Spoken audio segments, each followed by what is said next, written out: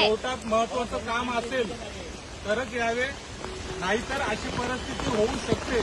आपल्यासोबत आहेत आमचे वाणी साहेब, जे राजकारणात खूप मोठ्या पदावरती आहेत. पक्षाचं नाव सांगणार नाही मी, कारण की आम्ही वकील आहोत.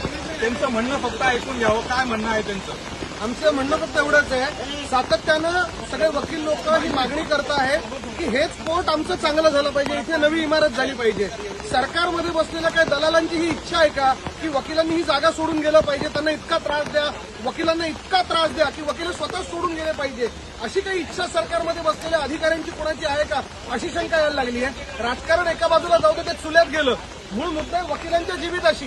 ही आज गाडी होती म्हणून नशीब समजा, गाडी लावताना वकील साहेब बाहेर पडले असते आणि डोक्यावर पडलं सुद्धा काय भावात गेलं असतं. ही खरं तर त्यांची जबाबदारी. इथे फ्री कटिंग झाली पाहिजे, खाली किमान लाद्या बसवल्या गेल्या पाहिजेत. आमचे अध्यक्ष असतील, कार्यकारिणी असेल, सिव्हिलची असेल, क्रिमिनलची असेल, सगळेजण सातत्याने मागणी करतायत.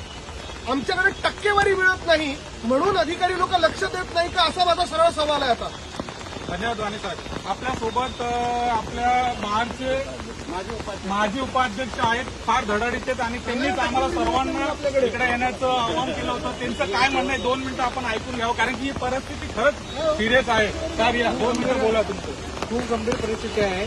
पेवर ब्लॉक तिथे बसवले पाहिजे. अर्धे पेवर ब्लॉक बसवलेले आहेत, अर्धे सोडलेले आहेत. त्यानंतर बार काउन्सिलने पण अर्ज दिला होता, परंतु त्याच्यावर पण कोणत्याही प्रकारची दखल घेतली नाही. आणि जिम्मेदार कोण असणार हा आमचा सवाल आहे.